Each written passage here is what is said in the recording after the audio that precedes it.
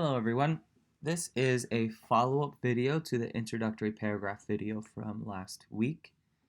Some of you have started your paragraphs and have submitted them, so we gave you some feedback and you can spend today to adjust what you've written and improve on what you've written.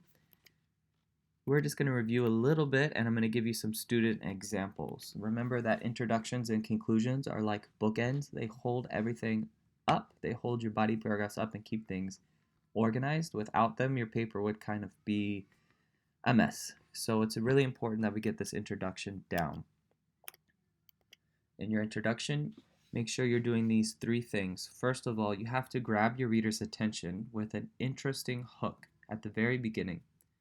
Next, you kind of prep them to let them know what you're going to be talking about, what the content is, what the subject matter is, and then finally you end your introductory paragraph with your thesis. Remember, when you're grabbing your reader's attention, you can do a variety of things. State interesting facts, reveal misconceptions, paint a picture, use descriptive words, use a quote, maybe some literary devices, metaphor, simile. I've noticed that many of you are asking a rhetorical question at the beginning of your essay, and I've decided that I don't think we're going to do that. So if that's what you're planning, you're going to have to change your plan a little bit. I find that asking a question in the beginning like that is too informal for what we're doing. We're writing a very formal analytical essay, an academic essay. When you're asking questions at the beginning, it's sort of like a narrative. It's more informal. So I know I told you I wasn't a fan and now I'm making it official. No rhetorical questions at the beginning of your essays.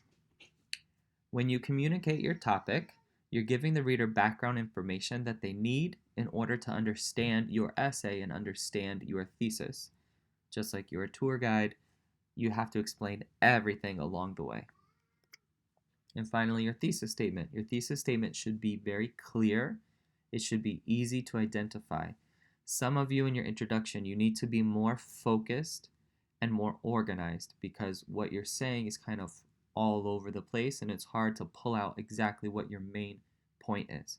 Remember that your thesis statement has to have 3 reasons because each of those reasons coincides to a body paragraph. Another thing I noticed with the thesis statements we've been receiving, not all of them have 3 reasons. So it's important that you organize yourself and have those 3 reasons very clearly stated.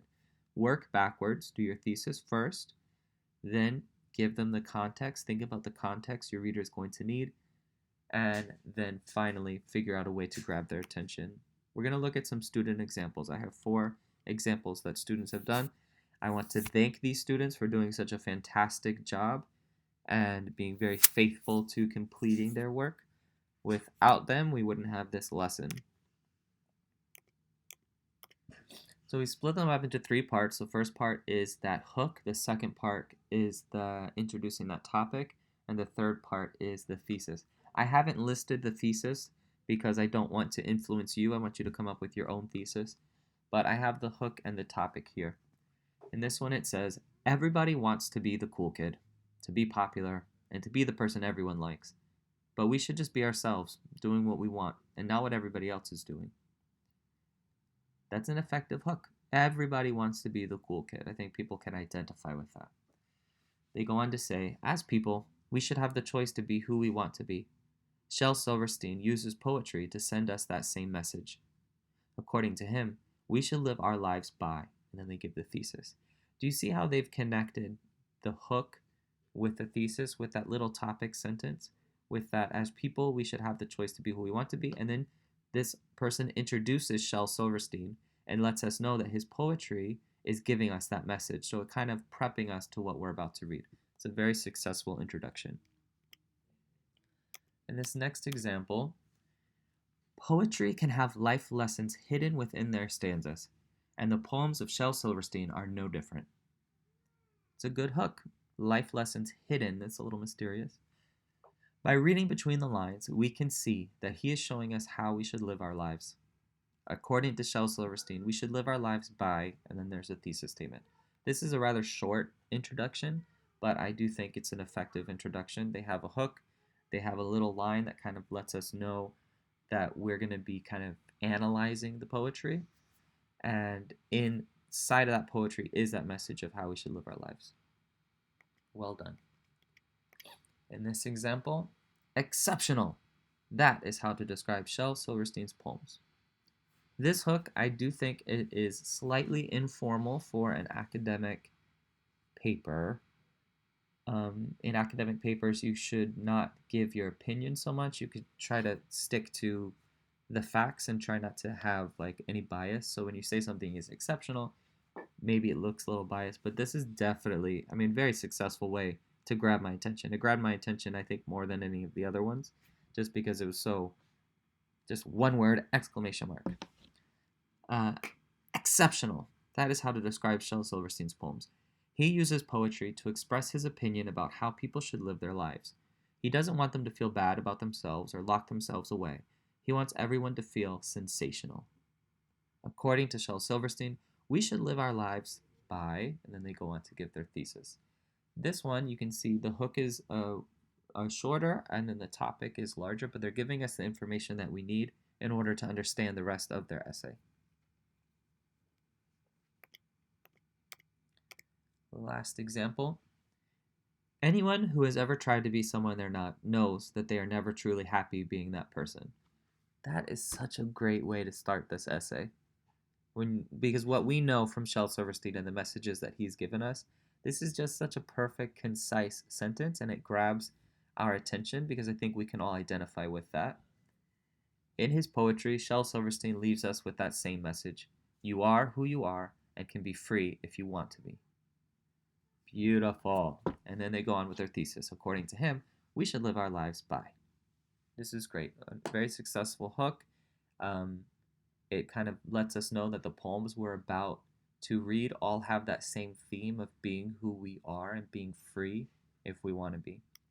So 4 very good examples of introductions. I want to thank those students. They know who they are. Here are a list of things to avoid in your formal essays. You should never use first-person pronouns like I, me, or my. That means you shouldn't say, in my opinion, or I think that. What stood out to me the most was, in my essay, I'm going to. So we already know that you are the one writing. You want to take yourself out of the equation because it is an analytical essay. You are writing, kind of evaluating, investigating, analyzing this poetry. So it's not about you. So you want to take yourself out of that. And in that same way, you shouldn't address your reader as you or your. That suggests that you have more of an informal relationship with them, or that it is a narrative or it is a letter. Don't refer to your reader. That means that you wouldn't say things like, you will see that if you want to know more, you should do this, or keep reading if you want to live your life like, etc. Right? And actually, I am not a fan of, have you ever heard of this? Well, keep reading and I will tell you how. I don't want you to use that. It's very informal and it's very familiar. You already know how I feel about according to the text it states, all that stuff. That's exactly the same thing. I've heard that ever since I started teaching. Have you ever heard of this? Well, let me tell you. So please stay away from that. The next thing is to avoid using contractions. That's when we put 2 words together like I'm or he's. So I have some examples here. Instead of saying the character doesn't realize she'll regret it, you should say the character does not realize that she will regret it. Contractions are informal, and because this is a formal essay, we want to steer clear of them. Another example is, he's asking everyone why they wouldn't say hi. We should change that to, he is asking everyone why they would not say hi. I have to change that typo. Finally, do not use slang or write like you're texting. So no abbreviations. If you, some of you like you put a letter U instead of you. Just steer clear around the language that's more informal, that you use with your friends and not in an academic essay. So after reviewing this lesson and reading the comments left by the teachers on your introduction, you're going to make any necessary adjustments or improvements to your introductory paragraph, and it's going to be due today. You can find this on the post that we made May 15th. It says May 15th introduction in the essay unit. If you have any questions, you know where to go. Thank you so much. Good luck.